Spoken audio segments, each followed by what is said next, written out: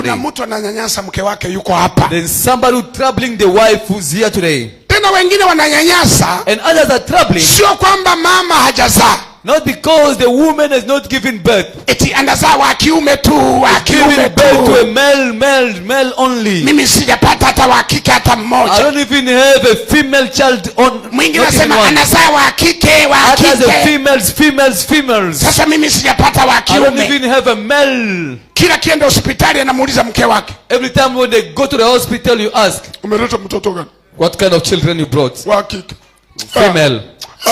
Aye. Si ukazae na wewe. You must also go and give birth. Kwani huyu mama ndio anaweka watoto tumboni? Is the woman that brings children in the womb. Sina yeye anapata surprise katoto kametokea. He just surprised the child comes out. Hasa kosa lake liko wapi unamlaumu kuzaa watoto wa kike? What is a problem that she brought female children? Sometimes Mungu anaona maisha yako ya mbele. Sometimes God can see your future life. Kwamba nikikupa wa kiume wewe, if I give you male children, una kichwa kibofu.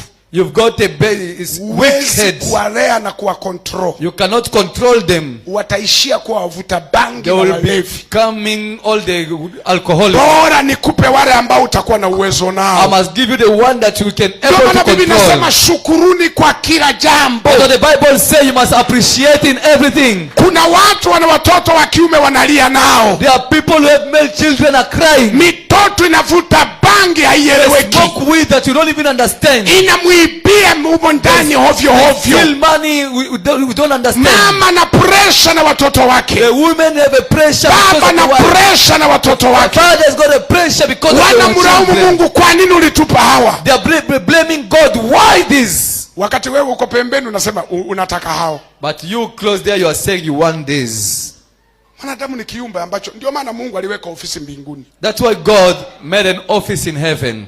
Ili watu wasimsumbue. So that people may not disturb him. Kwa sababu kila mtu angekuwa na wai. Because if everyone could just go there, nataka hivi, nataka I want this, I want this. Nataka jua, mwingine anasema pana. I want sun, and I say no. Nimepanda mahindi mvua. God mean no, I want rain. Mwingine angesema nimefua nguo, mvua isije. Others are just wash my hand, no rain. Mungu mwingine angesema mimi nasafiri sitaki mvua.